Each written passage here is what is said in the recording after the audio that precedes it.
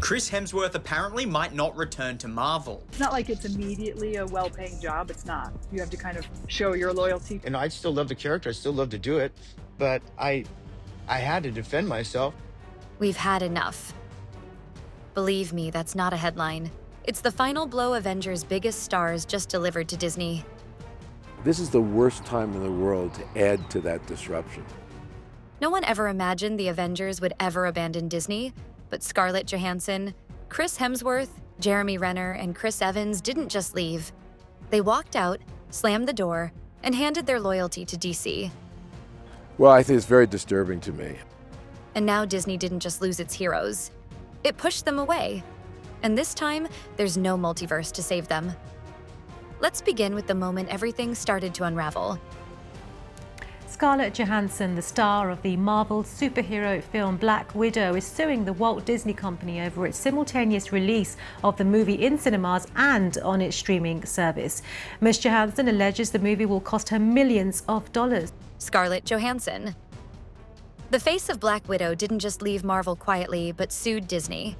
In 2021, she took the studio to court for breach of contract after they released Black Widow on Disney, plus the same day it hit theaters.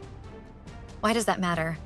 Because her contract guaranteed an exclusive theatrical release, and her earnings were tied directly to box office performance, not streaming numbers. Let's be real. Scarlett lost tens of millions, and when she pushed back, Disney tried to shame her. Can you believe they went public? Called her insensitive for asking to be paid during a pandemic, while they pocketed $60 million from Premier Access in one weekend. But she didn't fold. She held Disney to their own contract and proved that even their biggest stars won't stay silent when respect is lost. And that lawsuit? It wasn't just a payday. It was a historic moment that shattered Disney's perfect PR image and exposed how they really treat the stars who built them. And Scarlett wasn't the only one pushed too far, because right behind her was Chris Hemsworth, the man who carried the Thor franchise through both its highs and its complete creative meltdowns. After 4 solo films and over a decade as Thor, Hemsworth had given Marvel everything: action, humor, and global box office dominance. You'd think Disney would fight to keep him. Instead, they tried to phase him out with a smile and a pay cut. And this wouldn't be that surprising because he has expressed in the past that he's kind of getting bored of his character and he doesn't like the way Thor's being treated in the MCU. According to leaked contract details, Disney offered Hemsworth a deal for another Thor installment, but at less than 60% of his original back-end payout. And the catch? His bonus wouldn't even be tied to box office success anymore. It would be based on Disney Plus subscriber metrics. But Hemsworth didn't reject the role publicly. He simply chose to explore new ground. According to insiders, his next call wasn't to another Marvel producer, but to their rivals, DC. And that changed everything. Chris is now in serious discussions to play Lobo, one of DC's most bold and complex anti-heroes. This time, not just as talent, but with a producer credit. Because at its core, that shift is about being valued. After years of service, Hemsworth chose a space that sees him as a collaborator, not just a performer. And while Chris made his exit quietly, Jeremy Renner's story shook the entire foundation. In early 2023, Renner was nearly killed in a snowplow accident while saving his nephew. They asked me to do a season 2, and they offered me half the money. Oh, wow. I'm like, I'm sorry. Why? Did you think I'm only half the Jeremy because I got ran over? After surviving a near-fatal accident, Disney offered him half the pay for Hawkeye Season 2. No reduced screen time, no smaller role, just half the money. And his response said it all. Why did you think I'm only half the Jeremy because I got ran over? Honestly, Renner wasn't asking for more. He was asking not to be reduced. And when even a founding Avenger wasn't safe from the cost-cutting, it was clear Disney wasn't just tightening budgets, it was shrinking loyalty. I'm like, wow, it's going to take me twice the amount of work for half the amount of money. And so 8 months of my time, essentially, and to do it for half.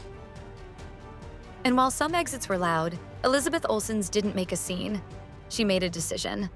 After carrying WandaVision to Emmy-level success and still being paid less than her co-star, she quietly stepped back. She took her talent elsewhere, and those quiet meetings at Warner Brothers made one thing clear. She's choosing a place that values her worth. And then there's Chris Evans, the symbol of Marvel's golden age, the face of Captain America, and the one Disney thought would never walk. But after Endgame, everything changed. Disney offered him a reduced-rate cameo in a Disney Plus project, far from the legacy he built. And Evans didn't hesitate. Sudden you're not responding well, too bad. You got to suit up again. That was scary. According to insiders, his answer was blunt. I'm not putting the suit back on just to boost streaming metrics. Now he's in talks with DC to lead and shape a darker, Elseworld-style trilogy. This is a very rare honor, I think, that has been awarded only to Robert Downey Jr., Josh Brolin, where you're a hero and a villain in the same comic book universe. Right. You are going to be playing Lobo. And here it gets better. Jason Momoa, already one of DC's biggest names, personally lobbied to play Lobo. He didn't wait to be offered the role. He pursued it relentlessly, sending messages, making calls, not for a bigger paycheck, but because he believed in the character and the new creative direction.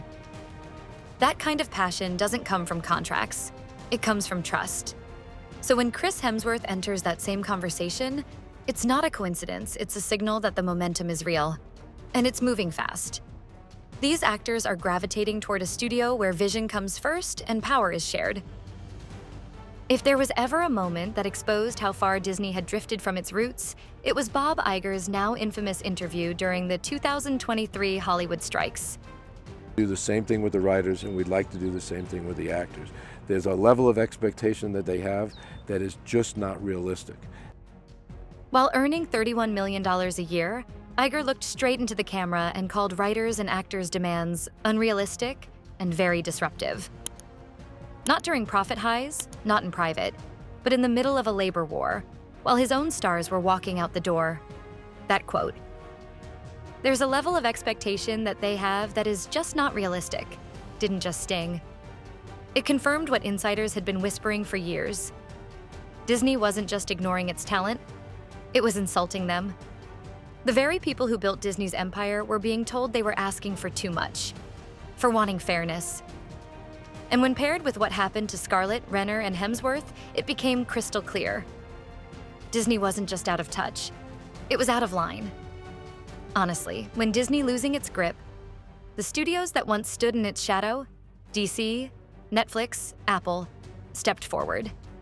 But they didn't just offer new roles, they offered creative control, ownership, and respect. Apple handed Downey Jr. $100 million for a prestige series. Netflix gave Johansson full creative rights. These platforms weren't offering sequels. They were offering ownership. And the stars took it. Honestly, Disney didn't just lose its stars. It lost the trust that held everything together. Without sugarcoat, this isn't about leaving one studio for another. It's about leaving a system that reduced them to cameos and streaming metrics and reclaiming the power to create, own, and lead. For the first time, the actors who built the franchise are building something for themselves. Hey everybody, I'm James Gunn. I'm the co-CEO of DC Studios. So as many of you know, DC has been disconnected in film and television for a long time. And it's one of, our jobs, mine and Peter's, is to come in and make sure the DCU is connected in film, television, gaming, and animation. And here's the twist no one saw coming. Before James Gunn officially launched the new DC universe, he made one phone call. Not to an executive, not to an agent, but to Marvel Studios president Kevin Feige. It wasn't to pick a fight. It was to show respect. Because DC wasn't stepping in to poach out of revenge, it was creating space for the very talent Marvel had discarded. That one call made it clear. DC wasn't copying chaos. It was correcting it. Meanwhile, Disney's internal strategy exposed something else entirely. Leaked memos confirmed the so-called legacy reboot. A plan to digitally de-age original Avengers, recast them with cheaper talent, and push the real icons into the background.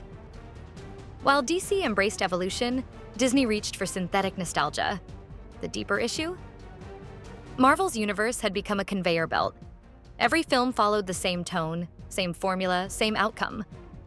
So, Peter and I, along with a group of very talented writers, have started to map out an 8 to 10 year plan of what DC Studios will be in film, television, and gaming. This first chapter is called Gods and Monsters. But DC under Gunn flipped the script his 10-year roadmap, starting with Chapter 1. Gods and Monsters didn't just promise new stories, it promised creative freedom. Each project now gets its own creative team, its own voice, and its own visual identity. For actors like Hemsworth, Johansson, and Olsen, who had grown tired of last-minute rewrites and CGI-heavy reruns, that level of trust wasn't just appealing, it was long overdue. Ironheart is great because it's about representation, and representation is great, but who does she represent? Behind the scenes, Disney was already falling apart. VFX, visual effects artists, were pushed so hard, many of them burned out. These are the people who help create things that can't be filmed in real life, like flying superheroes, exploding planets, or entire fantasy worlds. At the same time, writers started quitting projects halfway through. Directors lost control over their own movies because corporate bosses kept interfering in the editing room. The magic was gone, replaced by cheap copies of what used to work.